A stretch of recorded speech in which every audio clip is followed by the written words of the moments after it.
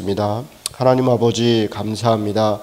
하나님 주 안에서 늘 기도하며 늘 성경 보고 하나님과 늘 사귀며 살아가는 그런 신자 되게 하여 주옵소서. 하나님의 말씀을 배우고 하나님의 뜻을 배울 때 우리 안에 지혜를 더하여 주옵시고 우리 삶에 울림이 있고 우리 손과 발에 변화가 있게 하여 주옵소서. 예수님의 이름으로 감사하며 기도드리옵나이다. 아멘. 예, 오늘 이제 네 번째 시간인데요. 그동안 우리 성경에 대해서 이야기했고 성경적 세계관에 대해서 이야기했습니다. 어떠세요? 지난 3주간 하면서 이 강의가 도움이 되세요? 저만 그냥 막 쫙 강의하고 그냥 끝 하고 그냥 바로 가니까 이게 무슨 도움이 될까 싶은데 어떤지 이렇게 그 생각의 틀을 지금 하나 정리를 하는 거예요. 그러니까 우리 그리스도인들이 어떤 이 사고를 생각하고 어떤 행동할 때 어떤 기준으로 해야 되나, 어떤 가치로 해야 되나, 이 부분을 좀 정리하는 거예요. 물론 성경에 그런 말씀들이 다 그런 의미들로 기록되어 있지만 그걸 이제 때로는 설교를 통해서 얘기하고 때로는 성경 공부를 통해서 이야기하는데 오늘은 어떤 주제를 가지고서 지금은 이렇게 하나하나 이렇게 풀어가고 있는 거예요. 우리가 이제 성경이 뭐냐? 하나님의 말씀이다. 성경적 세계관, 과거와 현재와 미래를 무슨 관점으로 봐야 되느냐? 성경의 관점으로 봐야 된다. 하나님이 창조자시다. 세상을 창조하셨고 역사를 주관하고 계시다. 하나님의 섭리 가운데 역사를 주관하고 있다. 그리고 세상의 마침도 하나님의 때에 세상은 마침이 있을 것이다. 그러니까 시작이 있고 끝이 있다. 이런 관점으로 본 거예요. 그리고 예수 그리스도께서 이 땅에 오셔서 가난하고 소외되고 고통과 아픔 가운데 있는 사람들을 그렇게 다가가고 그들과 만나고 대화했던 것처럼 우리가 그런 관점으로 그렇게 가야 된다는 거예요. 하나님이 세상을 창조하시고 사랑하신 것처럼 그렇게 우리도 세상을 사랑하고 하나님께서 세상을 창조하신 목적이 풍성함과 행복함을 위해서 만드신 것처럼 또 많은 사람들에게 사랑과 평화를 공평과 정의를 행하시기 위하여 하나님이 애쓰신 것처럼 우리도 또한 그렇게 살아가야 된다. 이런 관점들을 말씀을 드린 겁니다. 자, 오늘은 비전에 대해서 이야기를 하려고 그래요. 비전. 그러니까 비전이라는 말을 정말 많이 써요. 교회에서. 교회 용어 중에요. 많이 쓰는 용어 중에 하나가 비전이라는 단어예요. 아마 학원가 보다 더 많이 쓸 거예요. 학원도 가면은 맨날 이렇게 아이들 비전과 뭐 꿈과 이런 것들을 그 다음에 아마 다단계 업체들이 많이 쓰지 않을까 싶어요. 다단계 업체들 가면 우리가 비전을 따라 꿈을 꾸며 막 다 나름대로의 어떤 희망을 가지고 뭔가 미래를 생각하면서 용어를 쓰는 거죠. 아마 교회가 원조가 아니었을까 생각해요. 교회만큼 비전이라는 용어를 많이 쓰는 곳도 드문데 그런데 비전이란 말이 좀 왜곡되어 있는 부분도 있어요. 그래서 그 부분에 대해서 조금 바로 잡아보려고 하는 겁니다. 자, 그 말씀을 한번 읽어보겠습니다. 우리 그 강의한 앞에 보면 잠언 말씀이 있습니다. 자, 같이 한번 읽습니다. 자, 시작. 묵시가 없으면 백성이 방자히 행하거니와 율법을 지키는 자는 복이 있느니라. 예, 이 말씀 잠언에 있는 말씀인데요. 비전과 관련된 설교를 하거나 강의를 할 때 반드시 나오는 이야기입니다. 이거 한 절 놓고 한 2시간 강의하고 설교하고 그렇게 합니다. 그런데 이 묵시라는 단어가 비전이라는 말이거든요. 묵시. 카존 혹은 하존이라고 발음하는데 하존이 더 맞습니다. K는 묵음이기 때문에 그냥 하존 이렇게 하는데요. 비전이다. 환상이다. 이렇게 얘기합니다. 그러니까 하나님의 성령이 임하시면 젊은이들은 환상을 보고 이렇게 얘기하죠. 환상을 보고 할 때 그 비전인데 그 비주얼이라는 말이에요. 뭔가를 본다는 거예요. 꿈을 꾼다는 겁니다. 자신이 가지고 있는 어떤 것이 아니라 자기가 보지 못한 어떤 것들을 보고 그것을 향해 나아간다. 이게 이제 비전이에요. 어떤 것을 바라본다. 그러니까 바라봄, 이 비전이 없으면 백성이 방자히 행한다 이렇게 되어 있어요. 방자히 행한다는 건 파라인데요. 신중함이나 자제력을 잃고 경고망동한다. 그러니까 비전이 없는 사람들, 꿈이 없는 사람은 경고망동한다 이런 거예요. 내 마음대로 살아간다. 우리 아이들도 그렇잖아요. 여기 저희 집 아이들도 이제 사춘기라 이제 고민들이 많은데 아이들을 이렇게 보면 내가 뭘 해야겠다 이렇게 생각하는 것이 분명한 아이들은 행동이 확실히 정리가 돼 있어요. 물론 그게 부모가 원하지 않는 거일 수 있어요. 부모는 애가 공부를 잘해서 무슨 사자 들어가는 거 되기를 원한다 이러면 자기가 원하는 것으로 반듯하길 원하지만, 그러나 어떤 아이가 운동선수가 되겠다, 어떤 다른 것들이 되겠다 이러면 그것에 대해서 아주 이 아이는 꿈이 있는 거예요. 그럼 그 일을 향해서 열심히 나가는 거예요. 그리고 자기의 삶 자체가 그 방향을 향해서 이렇게 정리가 됩니다. 그게 비전이죠. 그런데 내가 무엇을 해야 되고 어떻게 살아야 되는지를 모르면 이 진중함이 사라진다는 거예요. 경고망동한다는 거예요. 신중하지 않다는 거예요. 신앙도 마찬가지입니다. 사춘기 아이들만 그런 것이 아니라 우리가 무엇을 바라보고 살고 있는가라고 하는 것에 대해서 명확하지 않으면 우리 신앙이 일로 갔다가 절로 갔다 하는 거예요. 왔다 갔다. 이 사람 말 들으면 이 사람 말이 맞는 것 같고, 저 사람 말 들으면 저 사람 맞는 것 같고, 누구 기도 받으니까 무슨 일이 뭐가 낫대더라 그러면 그 사람 귀에 솔깃한 거고, 누가 어쩌고 저쩌고 했는데 능력이 어쩐대더라 그러면 또 솔깃한 거고, 이렇게 흔들리고 왔다 갔다 하는 것입니다. 그래서 신중하지 않고 경고망동하고 실수하게 되죠. 신앙도 마찬가지고 삶도 마찬가지다. 그래서 비전이 없으면 인간은 경고망동한다. 이 말씀의 핵심이 이것입니다. 그래서 비전 있는 사람은 어떻게 한다는 건, 율법을 지키는 자는 복이 있다. 이것은 구약 율법에 이렇게 어떤 조문을 지킨다 그런 의미가 아니라 하나님의 말씀을 따르는 자는 복이 있다 이런 얘기예요. 그러니까 하나님의 말씀을 따르는 것이 곧 우리 그리스도인들이 비전을 따라 살아가는 삶이다. 이렇게 이야기하는 것입니다. 지난주에 제가 설교한 것처럼 장로의 전통을 따를 것이냐, 하나님의 말씀을 따를 것이냐, 그것이 예수 그리스도께서 우리에게 도전하시는 거예요. 당시에 있었던 종교 지도자들에게도 여전히 도전하는 거예요. 장로의 전통을 따를 것이냐, 하나님의 말씀을 따를 것이냐. 우리도 마찬가지입니다. 우리의 꿈, 우리가 어떤 욕망을 따를 것이냐, 하나님의 말씀을 따를 것이냐. 그것이 비전을 이야기할 때 중요한 이야기입니다. 본론으로 들어가기 전에 잠깐 곁다리 얘기 좀 하겠습니다. 비전을 얘기할 때 반드시 얘기하는 사람이 요셉 아니면 바울이에요. 아마 신앙생활을 오래 하신 분들은 이 비전, 특히 청소년 집회 같은 때 비전을 가져야 된다 얘기할 때 항상 요셉이 총리였거든요. 그것도 이집트의 총리였습니다. 굉장히 전무후무했던 중요한 총리였죠. 야곱의 11번째 아들이었고요. 아주 어렸을 때 팔려갔다가 보디발의 가정 이런데 이 장사치들한테 팔려갔다가요. 그 장사치들 집에서 노예 생활을 했고, 그러다가 발탁돼서 집사 생활을 했고, 이러다 또 감옥에 갔고, 그러저렇게 해서 총리가 됐고, 그래서 그 결과 기근과 가뭄이 들었던 야곱과 그 이스라엘 사람들을 돕고 그들을 구원하게 되는 역할을 한 게 요셉이죠. 그리고 한 400여 년 동안 65만 정도, 전체 인구를 한 200만 가까이 출애굽한 그 모든 인구들이 요셉 덕분에 살게 됐던 그런 역사의 인물입니다. 그래서 요셉을 얘기하면서 그가 꿈을 꿨다. 어느 날 꿈을 꿨더니 해와 달과 그리고 11별이 자기한테 절을 하더라. 물론 그것 때문에 그 촐싹거리다가, 제가 가만히 보니까 절한 게 문제가 아니고요. 그 촐싹거리다가 입방아치다가 이제 형들한테 미움을 받아서, 첫째는 루벤이었고 넷째가 유다였고 이랬는데 11째 아들이, 왜냐하면 야곱이 요셉을 편애했거든요. 그러니까 그게 너무 싫었던 거예요. 이 형제들은. 그러니까 그걸 팔아서 죽이려고 하죠. 물론 잘못된 것이죠. 그래서 안 되지만 요셉이 이제 입방정 떨다 그랬더라. 그러니까 꿈을 꿨다는 거예요. 그리고 나중에 형제들이 이집트를 방문했을 때, 요셉이 총리됐을 때, 먹을 걸 구걸할 때 요셉이 그걸 보면서 뭐라 그러면, 비로소 그 꿈이 생각났더라 이렇게 얘기를 해요. 그 표현에. 그러니까 요셉이 그 꿈을 보면서 이 장면이었구나, 이들이 와서 이렇게 절을 했구나, 그것이 다 이루어졌습니다. 그러면서 이제 이렇게 얘기하는 거죠. 요셉이 꿈을 꿨습니다. 우리도 꿈을 꿔야 됩니다. 총리라고 하는 위대한 일을 하는 것은 꿈꾸는 자가 하나님께서 그런 위대한 일에 사용합니다. 이렇게 얘기합니다. 기승전결하면 맞는 말 같은데 사실은 내용을 가만히 보면 맞지 않습니다. 요셉은 그 꿈을 자기가 꾼 게 아니라 하나님이 꿈을 주신 거예요. 어느 날 잠을 자고 있는데 꿈이 꿨어요. 그래서 이게 내가 무슨 내용인지 몰라.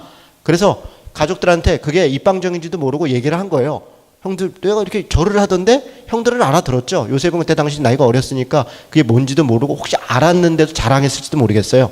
입방절 떨다가 어려움이 있었죠. 자기가 꿈을 꾼 게 아니라 꿈을 하나님이 주셨어요. 그리고 잊어버렸어요. 그리고 그 다음부터 요셉에게 닥친 일들은 엄청난 고난입니다. 그 어린 나이에 구덩이에 죽으라고 던져놨는데, 그 밤중에 사막에 구덩이 파갖고 던져놓는 건 죽으라는 거예요. 근데 안 죽었어요. 왜냐면 지나가던 장사치들이 보고 구해서 요런 쓸만하네 그러고 노예로 데리고 갔다고. 이역만리의 노예로 잡혀갔습니다. 남의 집에서 뭐 가진 고생하다가 이제 인정받고 살만한데 그 집 주인 부인이 옆구리를 슬쩍 잡네. 그런데 이걸 뿌리치는 바람에 안 뿌리치고 그냥 슬쩍 안겼으면 그냥 그 집의 2인자가 되는 거예요. 그런데 그걸 뿌리쳤다가 감옥에 갇혀서 또 뭐 가진 고생을 하고 이렇게 저렇게 사는 것이죠. 여러분, 그가 꿈 꿨고 그 꿈을 향해서 살아가는 게 요셉이 아니라 하나님이 꿈을 주셨고 그리고 그 삶들이 이런저런 고통이 있음에도 불구하고 하나님을 배신하지 않고 그 순간순간 믿음을 지켰고 그것을 하나님이 형통했더라 이렇게 표현해요. 그러니까 요셉에 대해서 형통했다는 단어가 3번 나오는데 다 우리가 볼 때는 형통하지 않을 때예요. 팔려갈 때 형통했더라. 감옥에 들어갔는데 형통했더라 이렇게 얘기를 해요. 그러니까 하나님이 보실 때 형통함의 기준은 요셉이든 달랐던 거예요. 저는 요셉 이야기를 보면서 요셉을처럼 꿈꿔서 총리가 되라 이렇게 설교하는 것은 성경을 기만하는 것이다. 하나님이 주신 꿈 그것은 각자에게 있어요. 문제는 우리가 그 순간순간 어떤 상황이라도 하나님 앞에 믿음을 배신하지 않고 하나님의 뜻을 쫓아 살려고 애쓰는 자, 그래서 성경은 작은 일에 충성한 자 큰 일도 맡긴다 이렇게 이야기를 하는 것이에요. 그 분량에 맞는 일들을 맡기신 것, 그 결과가 총리였던 것이고 그 결과가 하나님의 역사에 쓰임을 받는 것이었다는 거예요. 저희 집 아이들이 요셉같이 꿈꾸고 그런 총리가 되기를 기도하는가? 저는 그렇게 기도하지 않습니다. 왜냐하면 우리 집 아이들이 그런 고생을 감당할 만한 한 그릇이 안 될 것 같아요. 저는 그냥 평범한 우리 이렇게 TV 이렇게 보다가도요 이순신 장군 난 우리 애들이 막 이순신 장군이 막 이렇게 하면 저는 우리는 이순신 장군이 아니고 저 옆에 있는 병졸 있지 병졸 저기 우리야 저쪽에 우리야 우리는 우리 자리 주어진 자리에서 열심히 살아가는 거야 그게 우리야 그 애들이 네 이렇게 애들을 꿈을 갖게 해야지 왜 꺾냐 그렇게 얘기하는 게 아니에요. 저는 그런 마음으로 아이에게 얘기하는 게 아니라 우리가 병졸이 됐든 장군이 됐든 뭐가 됐든 그게 중요한 게 아니라 내가 지금 내 삶의 자리에서 어떻게 사는가가 그게 중요하다는 것을 아이들에게 이야기하고 싶은 거예요. 우리 아이가 반장이 됐냐 1등을 했냐 뭘 했냐 그건 저에게 중요하지 않아요. 정말 중요하지 않아요. 우리 집 애가 어느 날 이렇게 얘기를 하더라고요. 아빠 내 친구는 90점 넘었더니 엄마가 뭐 스마트폰도 사줬고 뭐 무슨 노트북도 사줬고 뭐 90 몇 점 받으니까 막 사주는데 그렇게 얘기해요. 그러니까 걔는 이제 그게 조금 부러웠던 것 같아요. 그래서 제가 이렇게 얘기했어요. 그럼 너도 그렇게 해줄까? 그 얘가 가만히 있는 거예요. 너도 아빠가 점수를 이렇게 목표로 해놓고 그거 달성하면 뭐 해줄까? 그랬더니 얘가 가만히 있는 거예요. 아빠는 점수로 너에게 그걸 걸고 싶지 않아. 너 스마트폰이 필요하고 노트북이 필요하면 얘기해. 그럼 아빠가 사줄게. 너한테 필요한 거면.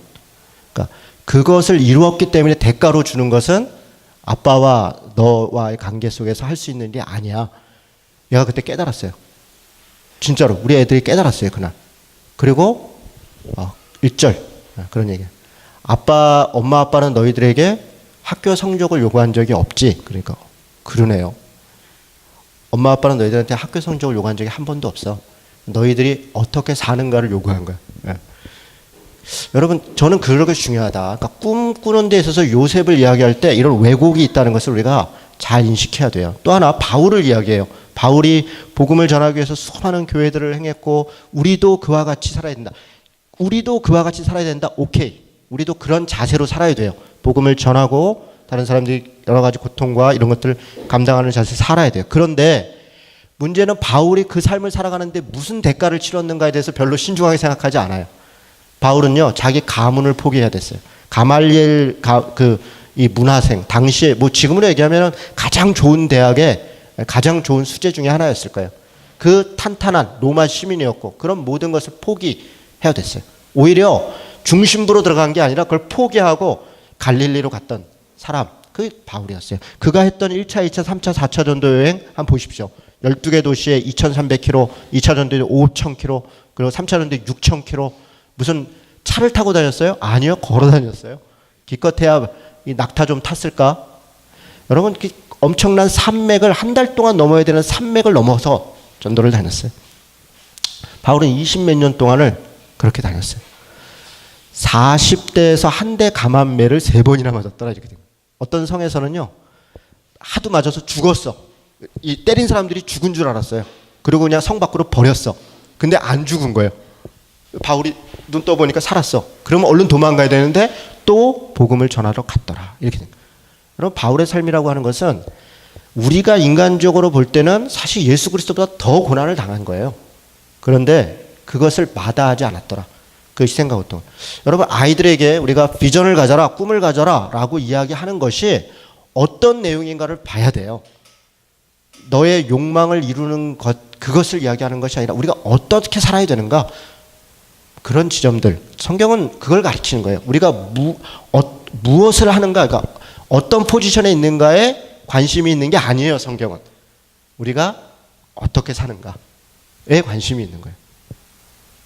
그것이 성경이 얘기하는 비전의 중요한 내용인데 많이 왜곡됐다, 이런 얘기를 먼저 말씀드립니다. 그럼 비전이 무엇인가? 비전이 무엇인가를 이야기할 때 비전이 아닌 것을 몇 가지 얘기를 해야 됩니다. 첫째는 꿈. 아까 제가 뭐 꿈이란 용어를 많이 썼어요. 그런데 말 그대로 꿈, 공허한 망상, 뭐 개꿈, 이런 거죠. 자기가 대가를 치르지 않는 꿈. 그러니까 어떤 것을 이루겠다, 그것은 그 안에 많은 성실함이 있어야 돼요. 요셉이 총리가 되기 위해 그 과정들을 지켜보면, 바울이 그 복음을 증거하는 일들을 지켜보면 그냥 고난만 당한 게 아니라 그 일을 위해서 정말 애쓰고 수고하고 성실하고 일을 만들어가는 것들을 우리가 볼 수 있어요. 하나님이 그런 사람들을 쓰는 거예요. 그렇게 또 독려하는 것이고, 그냥 꿈을 꾸는 거예요. 아유, 어느 날 되겠지. 근데 의외로 우리 기독교인들 중에 그냥 이 헛꿈을 꾸고 있는 사람들이 있어요. 뭐냐면 하나님의 초월적 능력으로 이렇게 생각하는 거예요. 그냥 다 해결될 것이다. 우리 아이가 공부를 못해요. 우리 집 애가 그렇다는 건 아니에요. 우리 집 애들은 제법 하는 것 같기는 해요. 그런데 기도하면 대학에 붙여 주실 것이다. 저한테 이제 요즘도 이제 수능 때가 되니까 우리 교회는 지금 수능 기도회를 안 하죠.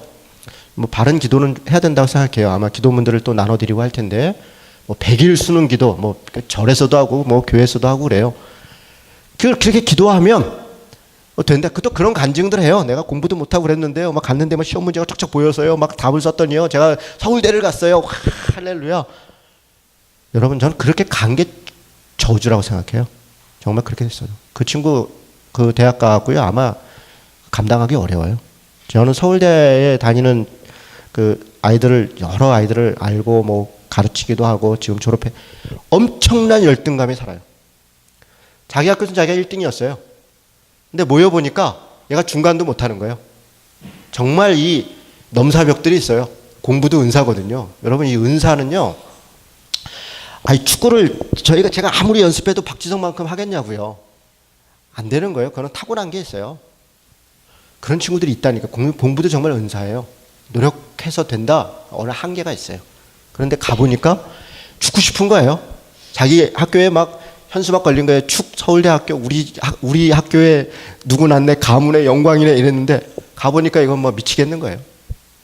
서울대 학생들 자살률이 굉장히 높습니다. 카이스트도 굉장히 높고요. 무슨 얘기냐면, 그렇게 그냥 헛꿈이 어느 날 초월적인 무언가로 이루어질 것이다 라고 자기가 어떤 바라는 욕망이나 그것이 우리 어떤 이 하나님의 비전과 부합되지 않을 수 있어요. 물론 하나님께서 초월적으로 우리 삶에 개입하실 때가 있습니다. 특별히 그것은 선교적 현장에서 그런 경우가 많이 있어요. 선교적 현장, 복음을 전하는 현장들에서는 하나님께서 어떤 영적 싸움들을 하셔야 될 때 어떤 사람들을 통해서 하셔요. 사도 바울이 이런저런 기적을 많이 행하잖아요. 근데 사도행전을 가만히 보면요, 대부분 이 중간 앞쪽에 다 몰려 있어요. 기적은 중간 이후로는 사도 바울은 자기 병도 고치지 못해요. 심지어는 뭐 매도 맞고 끌려다니고 그러는데 그냥 로마까지 가요. 가다가 로마로 가다 죽을 뻔했는데 섬에 한번 이 광풍을 만나서 있었어요. 그때 한번 기적을 행해요. 그 다음에 끝이에요. 필요할 때 하나님이 주셔요. 그건 대부분 다 선교적 현장이에요. 나머지는 다 우리가 성실하게 살아가고 그 일들을 좋은 대학에 누가 가나? 뭐 그게 꼭 좋은 대학인지는 모르겠으나 공부 잘하는 애가 가는 거예요. 지금은 참 안타깝고도 돈 많은 집에서 많이 도와준 애들이 가는 거예요. 그게 현실이에요. 저는 그 현실을 받아들여요. 우리 집에 돈이 없어서 아이들을 못 가르쳤다. 오케이. 저희 집 아이들은 학원을 거의 안 보냈는데요. 상관없어요. 그리고 그렇게 뭔가 이렇게 대단한 것을 살아가는 것이 꼭 우리의 목표라고 생각하지 않아요. 저는 학원이 없어야 된다고 생각하지 않아요. 학원은 이런저런 이유로 필요해요. 부족한 아이들을 위해서도 혹은 어떤 것들을 채워야 됩니다. 저희 아이들도 필요하면 아마 올겨울에 우리 예손이를 고등학교 가기 전에 수학을 아마 이 과외를 한 3개월 정도 시키자. 아내랑 이렇게 그렇게 얘기를 해. 수학이 조금 애가 딸리는데 하고 싶어는 하는데 우리 집에서 가르쳐 줄 수 있는 역량이 안 돼요. 그래서 방학 중에 좀 시켜야겠다 이런 생각을 해요. 그러나 우리의 아이들에게 어떤 방향으로 어떻게 가르쳐야 되는가 좀 신중하게 생각해야 된다고 생각해요. 기독교가 꿈을 꾼다는 것은 지나친 신비주의나 현실 도피적 신앙에 빠져 있다는 거예요. 초월적 하나님에 대한 의지가 너무 심해서 마치 하나님은 인격적이고 우리의 삶을 독립적으로 존재하고 인정하는 분이 아니라 선앙당에 있는 내 욕망과 무엇을 들어주는 그냥 그런 어떤 신으로만 생각하는 거예요. 이것은 비전이 아니에요. 하나님은 우리와 그렇게 관계하지 않으세요. 두 번째로 야망이 비전이 아니에요. 여러분 그 유명한 얘기가 있어요. 일본의 그 클라크 선교사였나요? 일본에 가서 이런 말을 했대잖아요. 보이스 앤 비 앰비션. 그죠? 소년이요 야망을 가져라. 그 뒤에 한마디 생략됐다는 거 아니에요? 원래 했던 말인데 in Christ. 그리스도 안에서 네가 야망을 가져라. 이 야망이라는 단어 자체가 갖는 부정적 의미가 있어요. 뭔가 이 야망 그러면 그냥 음습하고 내가 뭔가를 꾸미. 근데 야망이라는 단어는 꼭 그렇게 볼 필요는 없죠. 뭔가 꿈을 가지고 뭔가 이루기 위해서 애쓰고 한다면 사람이 야망이 있는 것 전 나쁘지 않다고 생각해요. 그런데 왜 야망이 비전이 아니냐? 목적을 위해서 수단과 방법을 가리지 않고 그 목적을 이루는 것 곧 그것이 성공이고 곧 그것이 축복이다 라고 생각하는 것은 착각이다. 그것은 성경이 얘기하는 비전이 아니다. 어떤 사람이 꿈을 이렇게 얘기를 하는 거예요. 나는 세계적인 교회 목회자가 되겠어요. 우리 교회 1만 수단과 방법을 가지고 그걸 이루면 그거 하나님이 축복했어. 여러분 그렇게 생각하시면 저는 전혀 그렇게 생각하지 않습니다. 그렇게 소위 이걸 이제 고지론이라고 하는데요. 여러분 이제 고지론이라는 말을 신앙생활 하다 보면 간간히 듣게 될 거예요. 쉽게 얘기해서 고지를 점령하라는 거예요. 그리스도인들이 고지를 점령해야 공격하는 사람이 3배로 더 힘들거든요. 방어하는 사람은 제가 여러분 이렇게 착하게 보이지만 군 생활을 6년 한 또 이 유격 조교서부터 교관까지 또 태권도 교관도 했던 군대에서 나름 열심히 생활했던 저 그냥 날라리 장교 출신이 아니라 빡세게 한 하사관 출신입니다. 중사로 병장까지 했던 군사훈련 제가 잘 많이 받았죠. 뭐 교육부서, 뭐 정보부서 제가 다 했었습니다. 이렇게 얘기하는 거예요. 자, 공격하는데 3배가 더 힘들다. 방어는 그냥 슬금슬금 해야 되니까 우리가 고지를 점령해서 높은 자리에 있어서 복음을 전하면 훨씬 더 영향력이 있고 복음도 잘 전해질 뿐 아니라 훨씬 더 사회적으로 그리스도인들이 더 많은 영향력을 선한 영향을 행할 거 아니냐. 그러니까 기왕이면 총장이 되고 국회의원이 되고 대통령이 되고 사장이 되고 교장이 되고 이렇게 해서 그냥 한 방에 해결하자. 그래서 지금 그러기 위해서 지금 뭐 하라는 거예요? 지금은 실력을 키워라. 그 옆에 뭐 누가 뭐 고통받고 아픔 당하고 뭐 그런 거 신경 쓰지 말고 괜히 그 찌질하게 거기 다니고 그냥 도움도 안 되는 거 왔다 갔다 눈물 찔찔 흘리지 말고 네가 힘 있을 때 가서 한 방에 도와주면 돼. 여러분 그 말에 매료를 당했어요. 누가요? 유학 간 친구들이. 이 메시지는 고지를 점령하라는 메시지는 코스타라고 하는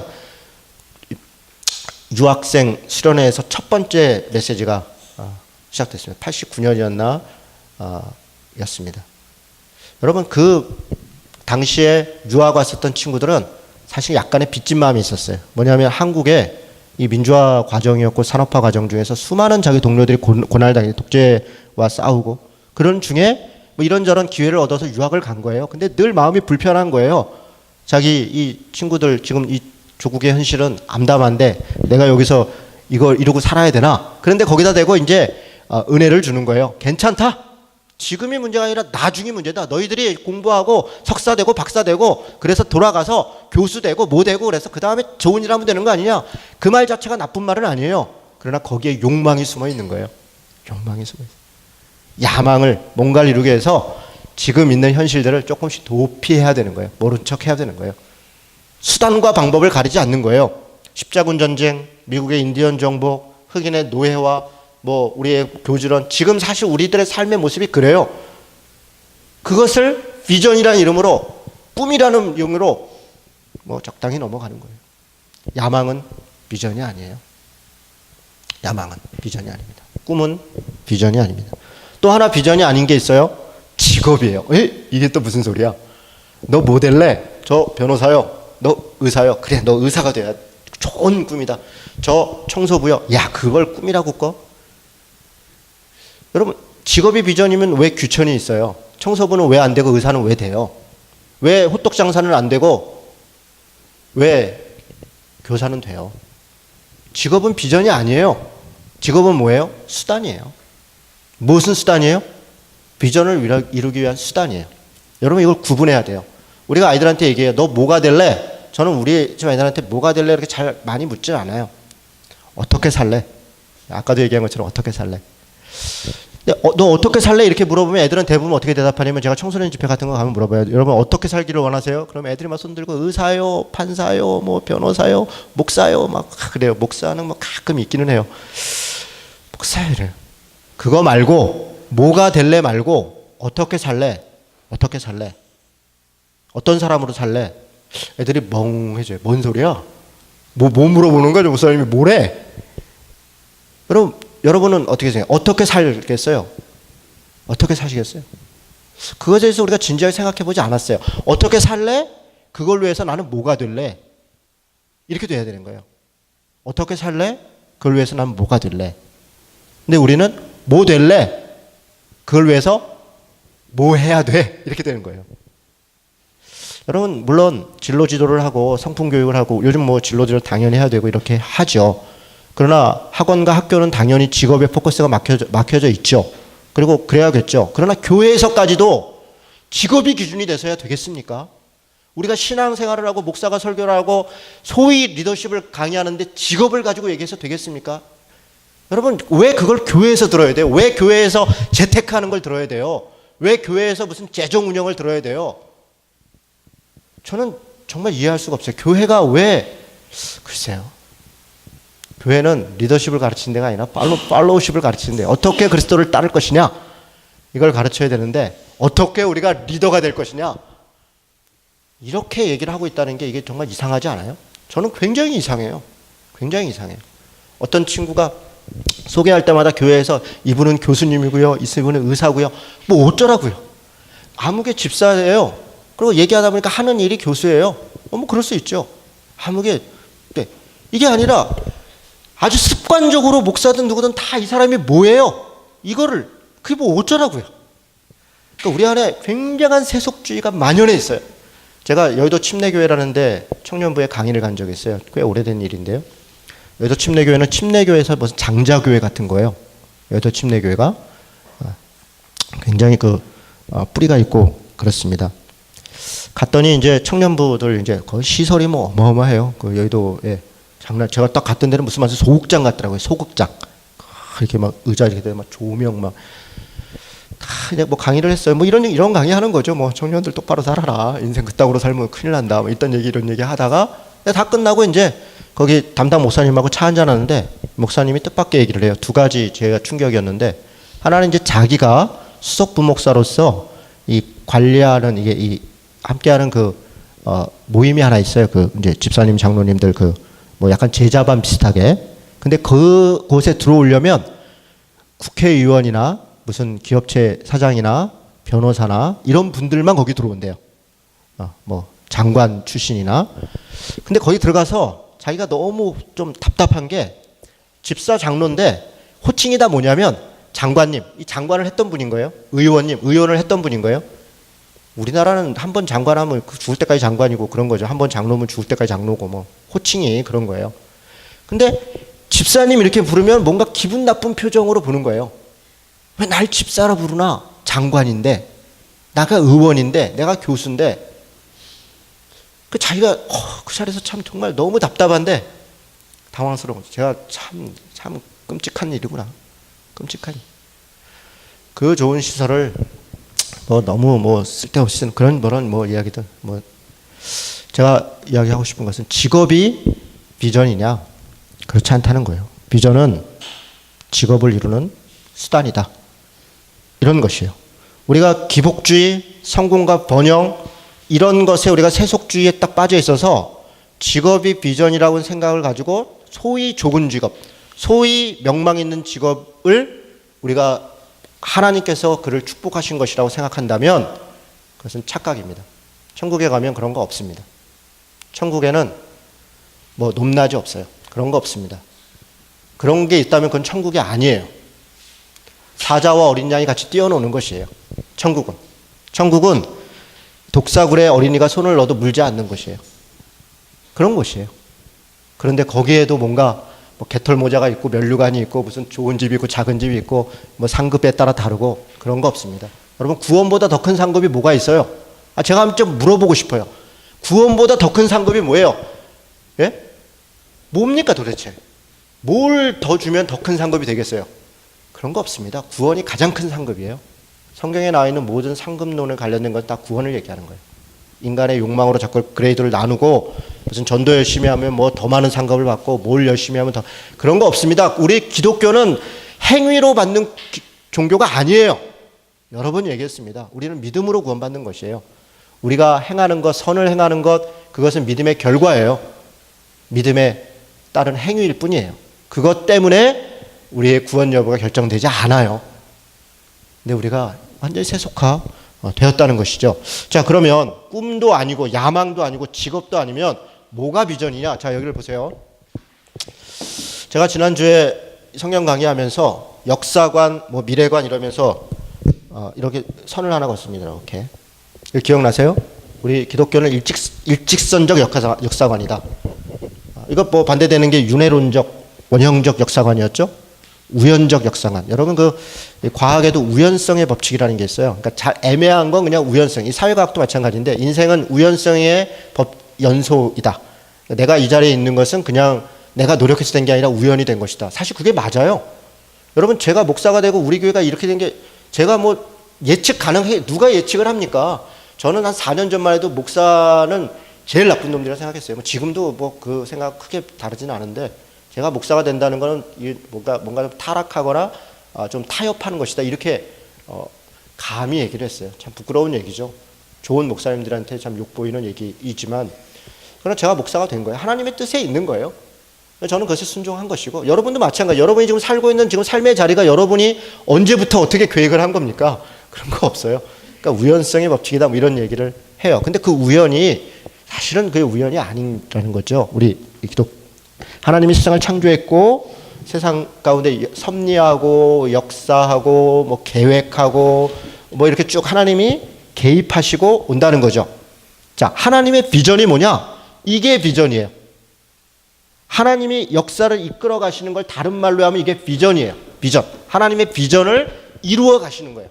하나님은 하나님의 비전을 이루어 가세요. 이 땅 가운데 또 이 세상 가운데 만물 가운데 하나님의 비전이에요. 그럼 우리의 비전은 뭐냐? 우리의 비전. 그리스도인들의 비전. 내 욕망, 내 꿈이 아니라 우리 그리스도인들은 어떤 비전을 가져야 되는가? 어떤 꿈을 꿔야 되는가? 자, 이렇게 생각해 보십시다. 자, 우리는 여기 살고 있어요. 2014년 대한민국. 우리가 여기에 살고 있다는 것은 하나님의 비전이 있어요. 역사를 흘려서. 근데 요때 하나님이 하시고자 하는 일이 있잖아요. 요때. 요 지역에서. 그게 우리의 비전이에요. 우리의 비전은 다시 얘기해서 하나님의 비전에 동참하는 거예요. 나의 독자적 비전을 찾는 것이 아니라 하나님께서 가지고 계신 그 비전 가운데 우리가 동참하는 것. 그걸 다른 말로 얘기해서 하나님께 쓰임받는다 이런 거예요. 하나님은 우리를 사용하신다. 자신의 비전 가운데. 우리의 기도는 내 비전을 이루어 주십시오가 아니라 하나님의 비전에 내가 동참케 해주십시오. 내가 그렇게 사용되게 해주십시오. 그게 나의 비전이에요. 자, 예를 들어 보십시다. 일제시대 대한민국에 있어서 국가적 비전은 이 해방이에요. 그렇죠? 그것은 대한민국에 있어서 가장 중요한 비전이에요. 대한민국 국가에서. 하나님도 그것을 원하셨을 거예요. 우리 민족의 사람들이 기도. 저는 그 일에 참여하는 것이 국가적으로 크게 볼 때는 하나님의 비전에 참여하는 것이다. 당시에 일제시대에 친일을 하고 부역을 하고 하는 것은 하나님의 비전과 뜻을 배반하는 것이다. 심지어는 그랬던 사람들이 그것조차도 하나님이 사용했다. 이런 엉뚱한 소리를 하니까 짜증이 나는 거예요. 하나님의 비전을 왜곡시키는 거예요. 자기의 욕망을 이루기 위해서 하나님의 비전을 왜곡시키는 것이 바로 그런 것들이 독재 정권과 민주화 투쟁과 이런 역사적 문제 앞에서 그것을 저항하고 하나님의 공평과 정의를 위해서 나아가는 것이 하나님의 뜻이었던 것이에요. 그게 하나님의 비전이에요. 그것을 순종하고 따르는 것, 그게 우리들의 비전이었던 거예요. 그런데 오히려 그 편에 서서 그렇게 사람들을 억압하고 자기의 것들을 착취했던 사람들이 그것도 하나님의 뜻이었다. 이러니까 짜증이 나는 거예요. 국가적 얘기를 했어요. 개인적인 가정들도 마찬가지예요. 가정에 여러 가지 것들이 있어요. 하나님이 간절히 이 가정에 원하는 바가 있어요. 믿음의 개인의. 그것을 우리가 참여하는 것이죠. 교회도 마찬가지고. 더한공동체 교회를 통해서 하나님이 지금 이 시대에 무엇을 원할까? 이 교회를 세울 때 우리에게 꿈을 주시고 마음을 주시는 것. 이 시대에 필요한 일들을 감당토록 하는 것, 그게 하나님의 교회에 대한 꿈이고 그 일을 우리가 감당하는 것이 우리 교회의 비전이 되는 것이에요. 그것은 한국 교회의 상황과 맞물려 있는 것이에요. 지금 이 시대에 교회를 하나 더 세운다는 것은 한국 교회의 여러 가지 고통과 아픔과 여러 가지 왜곡을 가운데에서 어떤 역할을 가지고 이야기를 해야지 그냥 이때 교회나 뭐 이때 교회나 그게 그거야. 비전이 없는 교회인 거예요. 하나님이 우리 시대에 우리 교회에 원하시는 것이 있고 그 일을 우리가 정말 기도하며 참여하는 것이에요. 그게 비전이에요. 교회를 얘기할 때 조금 더 이야기하겠습니다. 개인도 마찬가지. 물론 고난과 눈물과 아픔과 환난 가운데 있는 사람에게 하나님이 위로하심과 힘을 더하시는 것이 있죠. 그러나 그렇게 멈추는 것이 아닙니다. 거기서 멈추는 게 왜 내가 이 병이 나야 되는가? 내가 왜 이 상황에서 벗어나야 되는가? 하나님의 비전에 참여하기 위해서예요. 하나님이 그렇게 사용되기를 바라는 마음인 거예요. 여러분, 우리는 사람이 일찍 죽으면 야, 어떻게 저렇게 죽으면 안 되는데 막 그건 불행이고 저주라 생각해요. 그건 우리 생각인 거예요. 왜 죽는 게 저주일까요? 그건 우리의 슬픔이 있는 거죠. 그러나 하나님 입장에서 보면 별로 그렇게 죽고 사는 게 중요하지 않을 수 있어요. 어쩌면 뭐 바울도 그러잖아요. 빨리 내가 하나님 나라에 가고 싶으나, 빨리 내가 죽고 싶으나 이 땅에 할 일이 있으니 삽니다. 이렇게 얘기하는 거 아닙니까?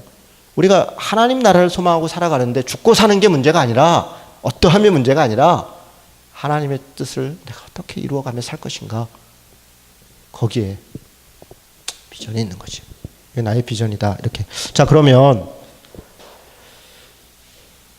뭐 나머지는 좀 넘어갑시다. 비전을 이루는 수단으로서의 직업 얘기를 조금 더 하겠습니다.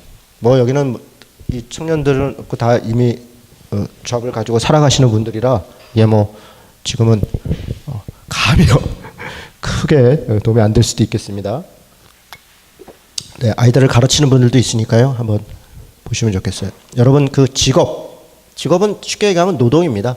우리는 이 노동이라는 용어를 쓰는 것을 굉장히 터부시해요. 그래서 진짜 우리나라 하면 근로자가 한자로 얘기하면 그게 근면할 근자 아닙니까? 노동할 노동자.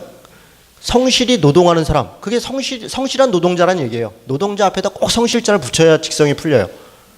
그래서 노동자 그러면 굉장히 이렇게 좌파적이고 뭔가 좀 찌질하고 이런 거고, 근로자 그러면 좀 고상하고 좀 그런 느낌으로 우리가 단어를 만들어 버렸어요. 그래서 세계 노동의 날, 노동절도 우리는 근로자의 날이라고 불러요. 참 특이해요. 참 특이해요. 희한한 노동에 대해서 터부시하는 것이죠. 노동을 터부시하고 일하는 걸. 그래서 목사들은 이렇게 얘기해요. 목회일은 노동이 아니다. 그래서 세금을 낼 수 없다. 답답한 소리죠. 아니 이게 저 지금 일하고 있잖아요, 여러분. 지금 제가 일하고 있는 거예요, 제가. 주일날 저는 목사로서 제가 이 1시간 동안 일을 하는 거 아닙니까? 제가 조금 오후에 오늘 다른 교회 가서 설교를 하는데 저한테 사례비를 줘요. 대가를 줘요. 제가 그거 받아와요, 당연히. 왜냐하면 제가 노동한 대가예요. 아유, 그 봉사한 건데 뭘 주세요. 받지를 말든가 그러면. 꼬박꼬박 받고 심지어는 몇 천만 원씩 받는 인간들이 노동이 아니라 그러니 이게 무슨 얘기예요? 대가를 또 대가만큼만 받아야지 대가 이상 받네, 노동 아니라 그러면서. 그러니까 문제잖아요. 우리나라 장관급이요, 1시간 동안 무슨 회의나 일을 하면 20만 원이에요. 책정돼 있어요. 그래서 제가 NGO에 있을 때 강사를 부르면 이렇게 급수가 있어요. 정교수와 장관은 20만 원, 뭐 부교수와 뭐 어느 정도는 10만 원, 그리고 일반하면 7만 원 이렇게 있어요. 그러니까 그 사람의 사회적 위치나 지식의 어떤 기여에 따라서 비용이 책정돼 있어요. 제가 볼 때는 교회에서 설교하고 하는 분들이 정말 최대로 많이 잡아 50만 원 이상을 받는다는 건 이건 죄악이에요. 50만 원도 굉장히 많아요. 한 번 뭐 2시간 강의하고 무슨 50만 원을 받아요. 그런 나쁜 짓들을 해요. 그런데 막 1,000만 원을 받아요. 연합집회 같은 데 와서. 장경동 목사님 뭐 이런 분들, 유명한 분들 한번 모시려면 하루 뭐 집회하고 1,000만 원 받아가고, 또 심지어는 그냥 당신 능력대로 헌금 딱 해서 거기 받은 것에 뭐 반띵해서 반은 내가 갖고, 그냥 뭐 무슨 약팔이도 아니고 계속 헌금 끌어내는 거죠. 그런 짓들을, 제가 또 무슨 얘기하다 이리로 가면 안 되는데, 노동. 목사가 하는 일도 일이다. 모두가 다 일이에요. 노동은 고귀하고 좋은 일이에요. 얼마나 고귀한 일입니까? 노동은 하나님께서 우리에게 주신 것이고, 하나님 나라를, 하나님의 비전을 이루어가는 그런 명령과 도구이다. 이런 가치를 우리는 분명히 가져야 돼요. 이런 게 성경적 가치예요. 이런 가치를 정확히 해야 돼요. 자, 직업 선택 시에 고려사항들이 있죠. 예를 들어서 하나님의 비전에 대한 이해가 필요하죠. 내가 왜 그 일을 하는가? 아까 말씀드린 것처럼 나는 어떻게 사는가? 살려고 하는가? 그걸 따라서 어떤 직업들을 고려해야 돼요. 특히 크리스찬 친구들은. 두 번째는 달란트죠. 여러분, 사람마다 달란트가 있어요. 은사와 달란트는 같은 것입니다. 태어날 때부터 잘하는 게 있어요. 그 희한하죠? 그거 너무 불공평하잖아요. 불공평하지 않아요. 그 우리가 볼 때 불공평해요. 각자에게 주신, 어떤 사람에게 1달란트, 어떤 사람에게 10달란트를 줬어요. 그런데 그 한 달란트가 32kg예요. 금 1달란트면 어마어마한 거예요. 돈으로 한 사람은 뭐 10m 정도 될 거예요. 그렇다면 무슨 얘기냐면 충분히 줬다는 거예요, 하나님이. 모든 사람에게 필요한 달란트를 충분히 줬다. 그렇게 성경은 이야기하는 거예요. 그 달란트를 고려해. 그래서 전 적성검사니 진로검사니 무슨 성격검사니 이런 거 좋은 일이에요. 그런 걸 아이들한테, 우리 어떤 교회들에서 그런 거 다 필요 없고 기도하고 하나님이 주시는 대로 한다. 그러지 마세요. 그 많은 사람들이 기도하면서 그거 다 고민하면서 만든 거예요. 그 공부 많이 하고 다. 하나님께서 이 자연 만물을 통해서 하나님의 뜻을 드러내세요. 많은 사람들이 공부하면서 그거 다 연구해 놓은 건데 왜 그걸 안 해요? 그러니까 그런 걸 통해서 아이들의 진로와 이런 것들을 검사하고 해야죠. 또 컴패션, 이게 무슨 얘기냐면 아까 하나님의 비전에 대한 이해도 비슷한데, 여러분, 컴패션이라는 말이 성경에 몇 번 등장해요. 예수님께서 무리를 불쌍히 여기셨다, 무리를 긍휼히 여기셨다. 이게 다 컴패션이에요, 영어로 얘기하면. 그리고 선한 사마리아인의 비유 때 강도 만난 사람을 사마리아인이 지나가다가 불쌍히 여겨. 이게 컴패션입니다. 컴패션이라는 말은 컴 플러스 패션이에요. 컴 플러스 패션. 컴은 뭔가 함께하다는 거고, 패션은 고통이에요. 고난, 고통. 고통과 함께 하는 것, 이게 컴패션이에요. 여러분, 여기서부터 행동이 시작돼요. 자, 무슨 얘기냐면, 어떤 사람이 자기가, 난 장애인들만 보면 좀 남일 같지가, 우리가 세상에 좀 고통과 아픔들이 많은데 이 모든 일에 다 관여할 수가 없어요. 저도 그렇게 하질 않아요. 제가 오지랖이 굉장히 넓어서 이것저것 하는 것 같은데 해야 될 일만 해요. 제 안에 정말 가슴으로 와닿는 남의 일 같지 않은 일이 있어요. 어떤 사람은 어떤 일을 보면 뭐 운동하는 거 보면 너무 즐겁고, 그 즐거움과도 관계가 있죠. 내가 즐겁고 재밌고 또 잘하고 또 긍휼하게, 그게 마음이 자꾸 쓰여지고 그 일을 하는 거예요. 그게 직업이에요. 직업 선택이 중요한 거예요. 컴패션 되는 일을 해라. 컴패션. 자기가 좋아하고 즐겁고 또 잘하고 또 마음이 쓰이고 안타깝고 그런 일을 하는 거예요. 봉사도 마찬가지고 일도 마찬가지고 그런 것입니다. 세 번째로 환경과 적성이죠. 자, 뭐 달란트도 있고 마음도 있어요. 그런데 환경이 안 돼. 그러면 못하는 거예요. 그럼 못하면 이건 저주가 아니에요. 여러분, 내가 하고 싶은 일을 다 하고 사는 사람 그렇게 많지 않아요. 저는요, 많은 사람들이 내가 하고 싶은 일을 해라, 할 수 있는 일을 해라, 그렇게 할 수 있는 게 좋죠. 그러나 그렇지 않은 경우도 있어요. 하고 싶지 않고 할 수 없죠. 나쁜 일 말고요, 때로는 견디는 게 믿음이에요. 야, 직장에 그 뭐 가족들 돈이나 벌러 다녀? 그건 돈을 우습게 하는 거예요. 돈을 버는 건 굉장히 좋은 일이에요. 직장에 내가 돈을 벌 수 있다는 건 참 감사한 거예요. 그것을 통해서 또 내가 직업을 통해서 아니면 그것을 거기서 벌은 일, 그 관계를 통해서 좋은 일을 또 할 수 있어요. 다른 봉사들은. 그래서 환경이 안 되고, 그래서 어떤 내가 원치 않는 직장에 있는 것을 저주로 생각하고 이걸 벗어나는 것이 하나님의 뜻이라고 생각하는 것은 다 옳지 않아요. 저는 있는 곳에서 최선을 다하는 것도 중요하다. 중요하다. 그래서 많은 일반적 직장 생활을 하는 분들에게 정말 그 일 가운데 보람을 찾고 또 그 일 자체가 보람이 아니면 다른 일들을 통해서 또 보람 있는 일을 해갔으면 좋겠어요. 왜냐하면 직업은 수단이에요. 직업 자체가 목적이 아니기 때문에 그래요. 자, 유념할 사항이 몇 가지 있습니다. 성경은 로마서 12장 1절에 너희는 삶의 예배를 드려라. 이것이 너희에 드릴 영적 예배니라 그래요. 로마서 12장 1절을 여러분이 1절, 2절, 3절을 중요하게 읽어보실 필요가 있어요. 그래서 이 세상을 본받지 말고 변화를 받아. 그러니까 세상을 컨펌하지 말고 트랜스폼해서 변화를 받아서 다른 모습으로 살아가라. 그리스도를 따라 살아가라. 그리스도의 가치로 살아가라. 그것이 너희의 드릴 영적 예배다 그랬어요. 근데 우리는 이 영적 예배를 소위 영적으로 해석해요. 뭐냐면 예배당 안에서 드리는 이런 제사적 예배로 생각해요. 그런데 이 영적이라는 말은 로기코스라는 단어인데, 로기코스라는 말은 이 로고스에서 나온 말이에요. 로고스는 뭐예요? 이성이에요. 그러니까 너희의 이성적인 예배니라, 무슨 얘기? 너희가 드릴 합리적인 예배니라. 다시 얘기해서 우리 그리스도인들이 어떤 생각을 하고 어떤 삶을 살아가는 것은 하나님이 주신 지혜를, 이성을 가지고 판단하고 그렇게 살아가는 것이에요. 소위 영적인 것이 많이 아니라. 이해가 되십니까? 그래서 우리 그리스도인들이 사실은 이런 지적인 훈련을 받고 지적인 고민을 하는 부분에 대해서 상당히 등한시해요. 소위 감성적 터치 혹은 초월적 개입 이런 쪽에 너무 의지되어 있어요. 그래서 마치 그냥 종교 생활을 하는 거죠. 그런데 기독교는 단지 종교 생활만 하는 것이 아니라 하나님과 인격적 관계를 하는 그런 신앙의 삶을 살아가는 거예요. 다른 열이 있어요. 그래서 지적인 부분에 대해서 하나님을 알아가는 데까지 이르려고 공부하고 판단하고 고민하고 그리고 의지적으로 결단해서 행하고 이런 것들이 함께 가는, 이것이 믿음이에요. 뭐 그렇게 두고요. 자, 이런 부분을, 왜냐하면 제가 이 얘기를 하는 이유는 이런저런 강의를 할 때 사람들이 아이고 목사님 성경 말씀에 은혜를 나누셔야지 웬 그런 강의를 하세요. 그 직업이 어떻고 뭐 어쩌고 저쩌고. 그렇지 않습니다. 하나님의 뜻은 이런 지적인 부분들을 통해 배워져 가요. 자, 조금 더 가봅시다. 현장성. 직업, 이 비전을 이루어가는 데 있어서 현장성이 중요해요. 꿈을 꾸고 야망을 갖고 미래만 바라보는 것이 아니라 내게 주어져 있는 삶의 자리에서 최선을 다하는 것. 저는 그게 굉장히 중요하다고 생각해요. 그래서 이 고지론이라는 말이 있는데요. 고지론이라는 말에 반대되는 그 담론이 있어요. 그러니까 논쟁이 있었는데 그게 미답지론이라는 말이에요. 미답지론. 그러니까 답지하지 않은 곳으로 가라. 그러니까 남들이 가지 않은 곳, 낮은 곳, 고통 있는 곳으로 가라. 이런 얘기예요. 그것은 서로 굉장히 좋은 보완이 됐어요. 그런데 제가 볼 때 이 두 가지는 다 현장을 도피해야 하는 경향이 있어요.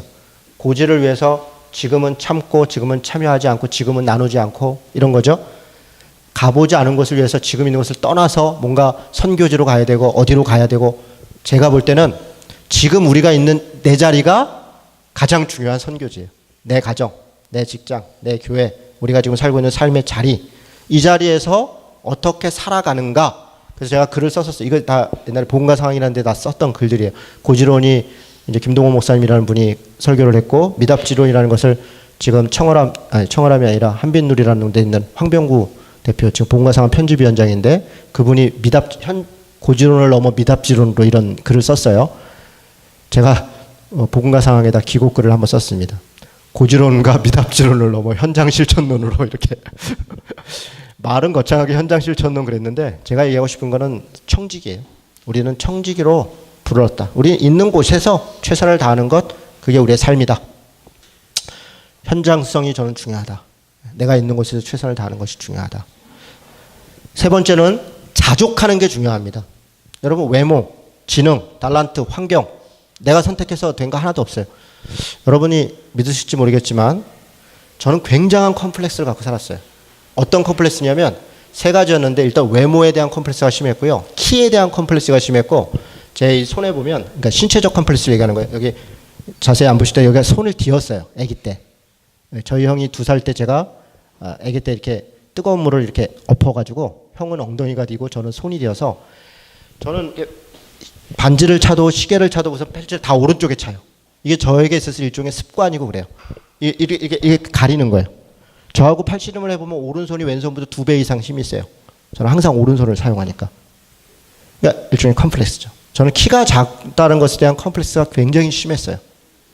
그래서 제 아내를 만나기 전에 저보다 키가 큰 자매랑 교제를 했을 때 그 친구가 저를 너무 좋아했는데 제가 그 키 큰 것에 대한 컴플렉스 극복 못하고 결국 헤어졌어요. 지금은 뭐 굉장히 잘했다고 생각합니다. 아쉬워서 하는 말씀이 아니에요. 컴플렉스가 있었다는 거예요. 저는 외모에 대한 컴플렉스가 너무 심했어요. 그래서 나는 왜 이렇게 못생겼을까? 그래서 제가 뭐 사춘기 때죠. 쌍꺼풀이 있으면 좋겠다 해서 맨날 손으로 막 이렇게 쌍꺼풀을 만들고 그랬어요. 지금은 그런 컴플렉스가 하나도 없어요. 키도 이 정도면 적당하다.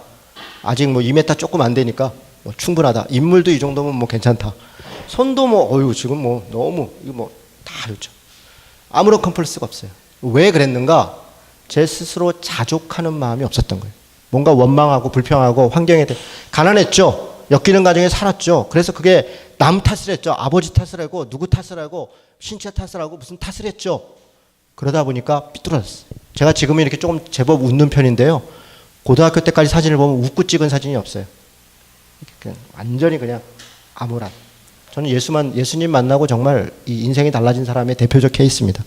자족하는 것 중요합니다. 지능, 달란트, 지금 내가 살고 있는 삶의 행세, 자족함은 천국입니다. 자족함은 천국이에요. 그게 천국이에요. 그게 천국입니다. 우리는 천국을 이미 사는 사람들인 거예요. 하나님 나라 백성이 됐는데 여전히 뭔가 부족하고 뭔가 갈구하고 욕망에 살아간다면 속는 것입니다. 속는 것입니다. 아멘. 이렇게 살아가는 거. 자, 자기 세계를 확장시켜야 돼요. 비전을 이루어가는 사람들은 영성, 사람, 지리, 역량, 자기 세계를 확장시키는 게 중요해요. 무슨 얘기냐면 아이들에게요. 더 많은 것을 경험하도록 보고 느낀 것만큼 생각하고 그것을 선택해요. 더 많은 것을. 내가 아이들을 제약시키고 이렇게 이것만 보게 하면 그것만 봐요. 지리적으로도 여행도 자주 보내고 사람도 많이 보고 영성도 마찬가지입니다. 자꾸 확장시켜 더 넓은 세계가 있다. 더 큰 세계가 있다. 라고 하는 것을 인식해야 돼요.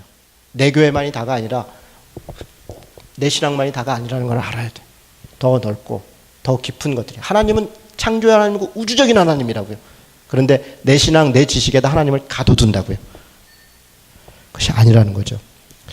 여러분 그 뒷부분에 역량을 확대시키는 얘기 잠깐 하고 5분 안에 정리하겠습니다. 여러분 리더십이 뭐냐? 아까 제가 교회는 리더십을 가르치는 것이 아니라 팔로우십을 가르치는 것이다. 이런 얘기를 했습니다. 리더십과 관련돼서 가장 좋은 책을 쓴 사람이 저는 스티븐 코비인 것 같아요. 스티븐 코비가 성공하는 사람들의 7가지 습관이라는 책을 썼는데 거기에 성공하는 사람 이렇게 제목을 붙인 거는 우리 한국식 표현인 거예요. 이 스티븐 코비는 몰몬교 교인이에요. 몰몬교 신앙인인데 그 성공하는 사람의 7가지 습관과 그 후속편으로 나온 원칙 중심의 리더십은 제가 볼 때 성경적 가치를 가장 일반적인 그와 관련된 표현을 한 것으로 보여요. 정말 좋은 책이에요. 여러분 그 책은 아이들한테도 꼭 읽혀야 되고 여러분도 꼭 읽으셔야 돼요. 성공하는 사람들의 7가지 습관. 그 중에 원칙 중심의 리더십이 무엇인가에 대해서 얘기해요.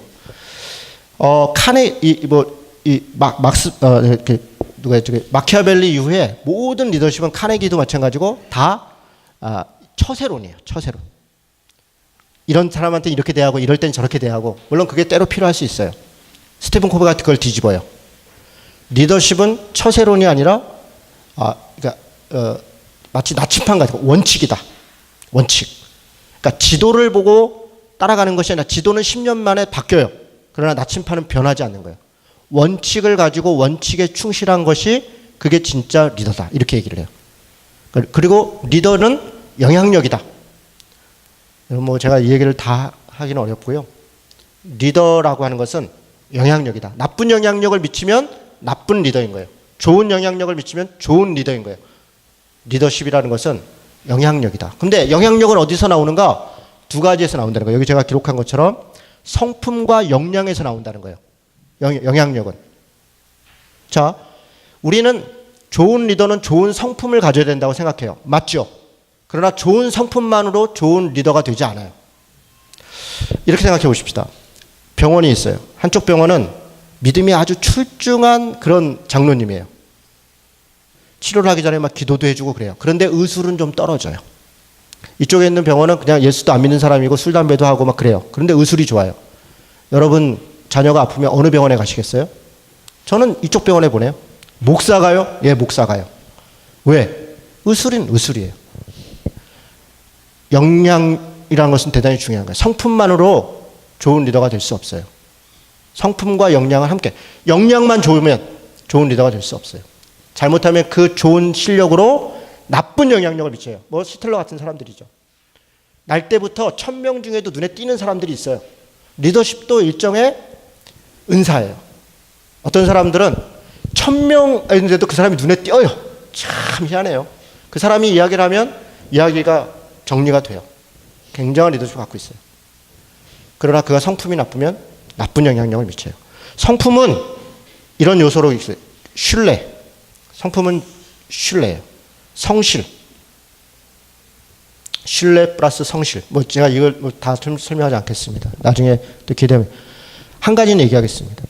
단기적인 용기가 있어야 되고 장기적 배려가 있어요. 좋은 성품의 사람은. 이것이 생각보다 어려워요. 좋은 성품의 사람을 장기적 배려를 하는 것은 우리가 잘 이해가 돼요. 그렇죠. 사람을 기다려주고 참아주고 이해해주고 배려를 해야죠. 장기적으로. 그런데 때로는 단기적으로 용기를 내서 어떤 일을 자기의 희생을 감수하고 일을 해야 되고 어떤 경우는 그 사람한테 분명하게 이야기를 해야 되는 단기적 용기도 필요해요. 단기적 용기와 장기적 배려가 있는 것이 좋은 성품이에요. 역량에 대해서는 이렇게 얘기하겠습니다. 형광등적인 게 있고 축지법적인 게 있어요. 지금은 뭐 형광등도 딱 켜면 LED라 그냥 팍팍 나오지만 옛날에는 깜빡깜빡깜빡하고 탁 나오잖아요. 백열등 금방금방 나오고 이런 거예요. teach ability라는 말이 있어요. 배우려고 하는 태도. 배우려고 하는 태도. 이게 중요해요. 사람에게 있어서 배우려고 하는 태도가 없으면 성장하지 않아요. 역량이 늘지 않아요. 어떤 친구가 제가 NGO 활동을 한참 할 때 저를 찾아와서 이렇게 얘기해요. 간사님, 제가 NGO에 대해서 좀 알고 싶고 하는데 어떻게 해야 될까요? 제가 이렇게 얘기해요. 가서 책 10권을 소개해주고 가서 읽어라. 기본적인 자기의 이 공부도 안 하고 와서 묻는 것은 제가 NGO라는 그래가면서 이렇게 설명하는 것은 날 새는 거예요. 스스로 어떤 공부를 하고 제가 길만 가르쳐주면 그 다음에 이 친구는 훨씬 더 좋아져요. 배우려는 태도. 지금 무슨 얘기냐면 독서예요. 독서.